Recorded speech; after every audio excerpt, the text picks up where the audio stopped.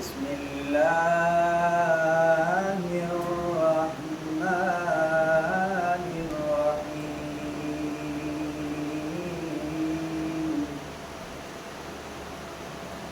قل أعوذ برب الفلق من شر